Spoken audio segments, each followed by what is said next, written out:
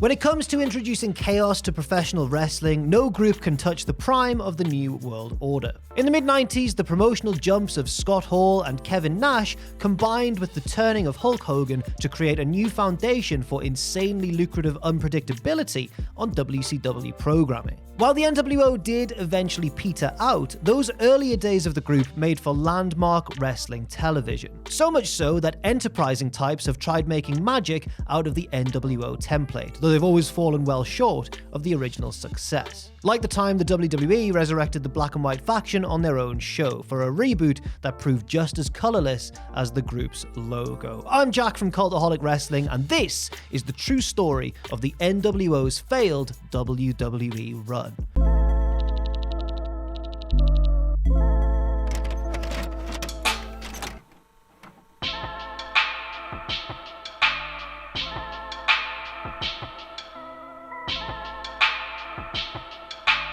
If you weren't around for the New World Order's dizzying heyday, here's a little primer. In the spring of '96, WWF stars Razor Ramon and Diesel jumped ship to WCW, lured in by mouth-watering deals. They reverted to their real names, Scott Hall and Kevin Nash, and were presented as uninvited gatecrashers looking to take over the company. Weeks later, they were joined in their malevolent crusade by eternal babyface Hogan, upon which the monstrous trio dubbed themselves the New World Order. Quickly, the NWO began running roughshod over WCW. They attacked wrestlers with baseball bats and spray paint and commandeered the commentary table in order to broadcast their whimsical rhetoric. The group wasted no time expanding, welcoming the likes of The Giant, Sean Waltman, Marcus Bagwell, Scott Norton, Ted DiBiase, and treacherous executive Eric Bischoff, among many others. Seriously, many others. The NWO's in-ring promo segments sometimes looked like 30 tourists in black t-shirts waiting for a bus. The NWO monopolized the championship scene, as Hogan himself reigned as world champion for much of the next 2 years. They had their own spin-off pay-per-view and achieved co-branding with WCW on a number of other shows, such as WCW NWO Uncensored, for example. Not to mention the fact that the group's t-shirts were top sellers. You couldn't pan over a TV wrestling crowd without seeing the harshly stenciled NWO on black fabric hundreds and hundreds of times over.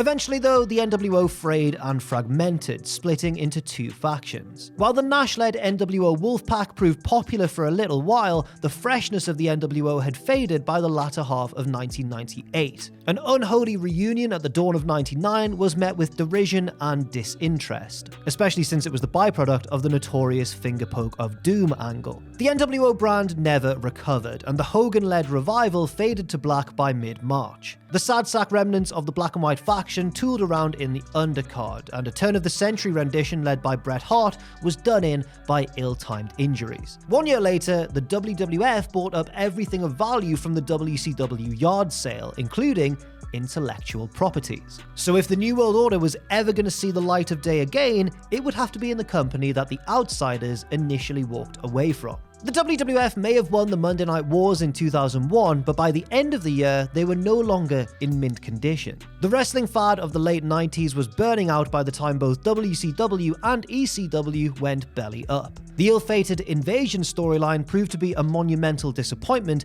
as did a heel turn for top star Stone Cold Steve Austin. To illustrate how bad things had gotten, the 2001 Survivor Series was the battleground for the WWF and the WCW/ECW union to settle the score once and for all. But ticket sales for the event were dismal, with many premium seats still available in the waning days before the card. Raw ratings for this period as well had dropped to lows not seen since the early days of the Attitude Era. The WWF wasn't in any danger of folding, but there was an obvious decline in interest. They may have been the last promotion standing, but they were definitely slouching over a little bit. Nonetheless, it was a bit of a surprise in December of 2001 when the news mill had it that the WWF was negotiating with Kevin Nash about a possible return. Granted, the WWF did bring back Ric Flair the previous month, but that was for an authority figure or part-time wrestler kind of role. The WWF had drummed out most of the old-timers over the preceding years and had often even mocked WCW for being a haven for fossilized old-timers. But Nash was 42 with a history of leg injuries and wasn't exactly known for being like an elite level in-ring performer. Plus, there was also the political element. Nash was known for being part of the heavily lobbying clique in his prior WWF run and for having booking power at times in WCW. For many reasons, bringing Nash in just didn't make sense when one considered the faster-paced and backstage more harmonious WWF of the time. Nash was initially tethered to a tour with the Australian-based World Wrestling All-Stars, but by the early days of 2002 had agreed to a multi-year deal to return to the WWF. By mid-January, Hall and Hogan agreed to terms as well. This was in spite of a meeting that took place at the live January 3rd SmackDown in Washington, D.C. Vince McMahon queried his roster and staff about bringing the founding NWO members back, and reportedly, hardly anyone in the room spoke in favor of doing so. Many individuals either knew them from WCW or even earlier WWE stints and had no interest in revisiting the politics, the BS, or the drama. There was also concerns that the age of the three would be starkly evident at a time when pushed wrestlers like Chris Jericho, the Hardy Boys, Edge and Christian, Rob Van Dam, Booker T, and Kurt Angle were spearheading the slickest, fastest-paced WWF action ever produced. Despite the concerns and otherwise flat response to the proposal, McMahon rehired all three anyway. Word of the trio's signing reached the WWF locker room during a house show loop of Texas the second weekend of January, and it was said that morale bottomed out as a result. Business-wise, bringing the three back did make a little sense. Plans to introduce a brand split required as much star power as possible, and after so much stagnancy, the WWF could do with some fresh matchups. The hope, of course, was that the locker room atmosphere wouldn't be poisoned. And speaking of poison, that's how Hogan, Hall, and Nash were initially presented to the WWF audience. At the 2002 Royal Rumble, McMahon lost to Flair in a street fight, a fun little smoke and mirrors brawl between two charismatic 50-somethings. The two men were storyline co-owners of WWF at the time, and McMahon was fed up with his 50-50 partner thwarting his attempts to rule with an iron fist. However, the babyface Flair duly embarrassed him at the Rumble. On that week's SmackDown, McMahon appeared in a series of unnerving vignettes where he mused with heavy emotion to his dressing room mirror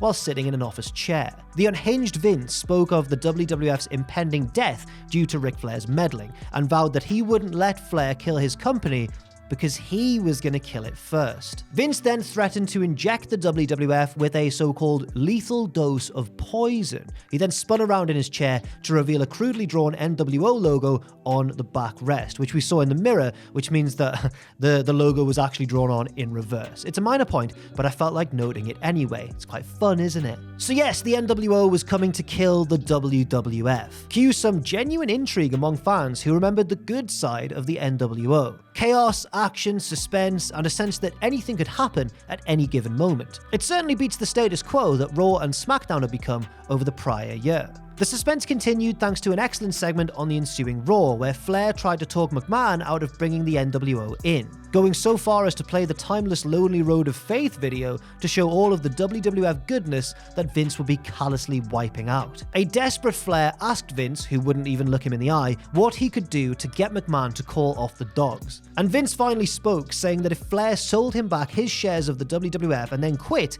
he would cancel the NWO invasion. But if Flair refused, Vince would spitefully watch from the sidelines as the NWO killed his creation. This was compelling television on the strength of Flair and McMahon masterfully getting across all of these high stakes, making the viewers want to see what happened next. And what happened next was Flair nearly selling his shares on Thursday's SmackDown before Steve Austin talked him out of it. The two left Vince laying, and Flair tore up the sale papers, essentially telling the evil boss to do his worst. In the weeks ahead, Hogan, Hall, and Nash appeared in starkly lit video packages, hyping up their impending arrival. And said arrival would take place on February 17th at No Way Out, which was appropriate given the event name's initials. Look, NWO. Oh, it's clever. This begged the question, what will the NWO be doing when they arrive? Well, this was never really made clear, as it was just, hey, Hogan, Hall, and Nash will be in Milwaukee come the 17th, so call your local pay-per-view provider, etc., etc. We didn't actually know what killing the company entailed. And come February 17th,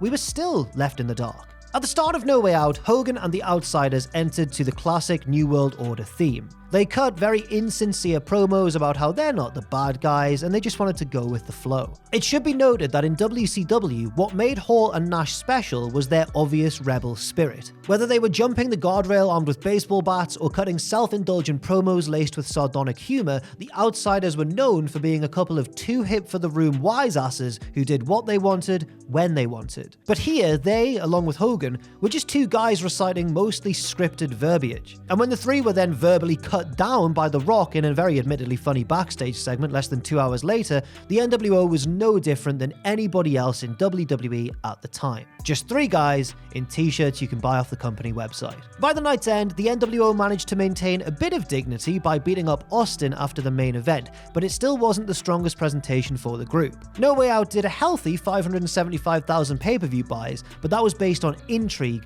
not eventual execution. After day one, the NWO just didn't feel all that special. But still, the WWF had to press on with the group's direction for the all-important WrestleMania 18 in Toronto. The plan was for Hogan to face Rock, while Austin would take on Hall. The latter bout was actually a point of contention for Stone Cold. While Austin denies rumors that he had heat with Hall, he saw the match as a demotion. He'd been unsatisfied creatively for many months and wasn't enamored with having to put the recently returned outsider over, which was the original plan. Hall, meanwhile, had his own problems. It's no secret that the bad guy had substance abuse issues for years beforehand, and that the WWF assumed a major risk in bringing him back. In the run-up to WrestleMania, Hall was reportedly partying a bit too hard for the WWF's liking. Additionally, Hall had reportedly ruffled a few feathers backstage after his return. Chris Jericho remembers him being snide and antagonistic towards others the day he came back. As one example, Jericho recalls Hall gushing to Bubba Ray Dudley about how great a move the 3D looked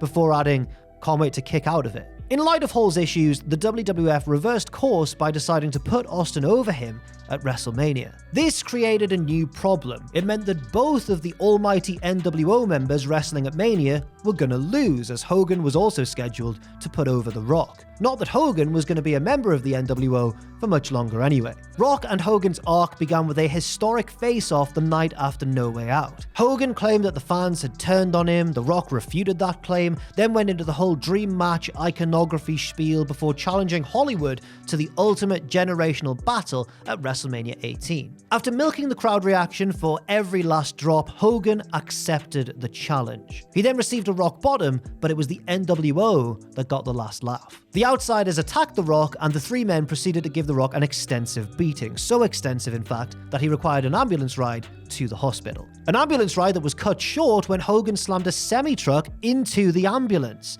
Nothing like a little vehicular homicide to spruce up the WrestleMania hype. However, Rock wasn't dead, or even injured at all, as he reappeared on television with nary a scratch. It did beg the question of how the NWO was going to kill the WWF when they couldn't even do it to a solitary human being with the use of a giant truck. Over the weeks ahead, the NWO just tooled around Raw and SmackDown like any other part of the show. Whereas the WCW version of the group loomed large even when they weren't on camera, the carefully scripted WWF didn't book the group like the boundless Hellraisers they were best known for being. This was ironic, since killing the company was their mission statement, and yet they were focusing solely on two opposing wrestlers, waiting in line for their ordained segments to come up. WrestleMania rolled around, and the NWO did indeed go 0-2. Austin beat Hall in a pretty overbooked match, while The Rock defeated Hogan in a match for the ages. Known best for 68,000 fans at the Skydome going crazy for every little thing Hogan did. After Hogan went down in defeat, he made amends with Rock by promising not to hit him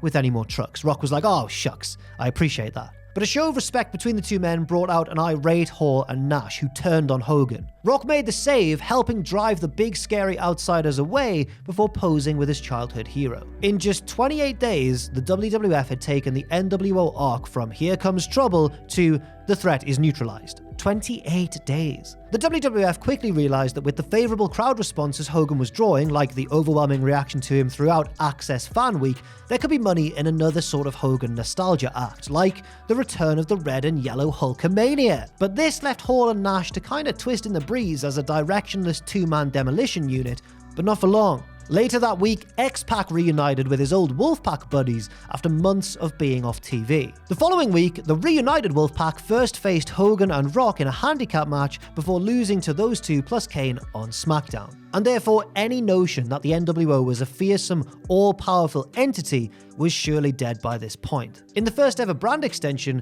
the group was drafted to Raw. Contrary to the New World Order of the past, Hall, Nash, and X-Pac never did try to invade SmackDown and simply remained exclusive to one show. Kind of doing as they were told, really. Over the months ahead, stuff happened. They beat up Kane and stole his mask. They had uninspired matches involving Austin and Bradshaw. They welcomed former member Big Show to the fold after weeks of very obvious teasers. Along the way, they lost Hall, who, along with Mr. Perfect, was fired shortly after the infamous plane ride from hell. Hall was still struggling mightily with his demons and was in poor shape during the UK tour. In fact, there are reports that after returning to the States, a near unresponsive Hall was ferried through customs in a wheelchair. Once Hall was gone, the NWO lost any shred of relevance they had left. Booker T joined the group randomly and without explanation. Showrunner Flair aligned with the group despite being openly opposed to Vince bringing them back in the first place. And an inactive Shawn Michaels joined the NWO and almost immediately kicked Booker out, literally. Booker T and Goldust versus the NWO became a mid-card feud at best. It also ended abruptly when Nash, who had just returned from an arm injury that had sidelined him for a few months, tore his quadriceps mere seconds after tagging into a match. A week later, on the July 15th, 2002 episode of Raw, McMahon himself entered to the NWO's theme. He informed the audience that we would never hear that song again because the NWO was dead. 6 months earlier, the news sites were reporting on a possible NWO return, and now it was being spoken of in the past tense. All the good that came out of it was a lucrative Hogan nostalgia run and a commemorative NWO DVD, one of the first WWE releases actually that made good use of the WCW video library they'd acquired. In the end, the NWO didn't kill the WWF, High Court rulings did. Losses to a different group with a black and white logo resulted in the WWF changing its branding to WWE that May. If only the NWO had the panda on their side, they may have lasted longer. I mean, he clearly doesn't do jobs. So what went wrong with the NWO? Well, one could argue that the WWE version of the NWO wasn't likely to last long anyway. Between Hall's personal issues and the median age of the core members, it's hard to imagine the NWO running roughshod over the company deep in 2002, let alone beyond that point. Of course, you might say that this New World Order could have added newer, younger members. Surely there were disgruntled mid-carders that could have gotten a new lease of life by selling out to the Black and White Army. Imagine Christian or Sean O'Hare or the Dudley Boys or whoever representing the next wave of NWO mercenary. Or Booker T joining the group with a better reason to do so. If the NWO was going to last, this sort of thing probably needed to happen because otherwise it was just a nostalgia act. But new members or not, this NWO wasn't faithful to the concepts that made it work in the first place. Yes, there were chaotic moments like the near-fatal beating of The Rock, but there wasn't really enough of that sort of thing. In the old days, the New World Order would take over the commentary desk at 8:17 on a Monday night and spend 2 hours goofing on the show while interfering in matches they had some investment in, before eventually trying to fend off an attack from a defiant hero. But the WWF mode of storytelling was more rigidly scripted, so this couldn't be possible. Every aspect of the program was planned out to the most minute detail, and that's good production-wise, but it doesn't allow for anything renegade-minded to seep its way in. The NWO needed room to stretch its legs, and that didn't work when it was boxed up in tightly produced segments. The cliched phrase of "they're not supposed to be here" only works if the camera doesn't happen to be in the right place for every cut. And because the NWO was confined to designated parts of the show, they didn't feel as important as they once did. They were never truly the dominant force of the show because they didn't take on the world, just hand-selected main eventers 1 or 2 at a time. And sometimes they even got their asses kicked. Contrast that to the best version of the NWO, who hit the ring like bloodthirsty dogs, looking to take down the whole empire. Again, WWF's mode of producing TV was never going to accommodate that possibility. In the stable's first year in WCW, they almost never came up empty because they needed to be cemented as an unstoppable force. On night 1 in the WWF, the three of them stood there like petrified doofuses while The Rock made fun of their old catchphrases. Classic New World Order kicked the door down, but the WWE version only showed their stuff after knocking on the door first. The final go-around New World Order was a toothless, soulless, entirely plastic imitation of the influential group that once bore its name. And instead of facilitating a hostile takeover, the black and white faction was instead easily overtaken.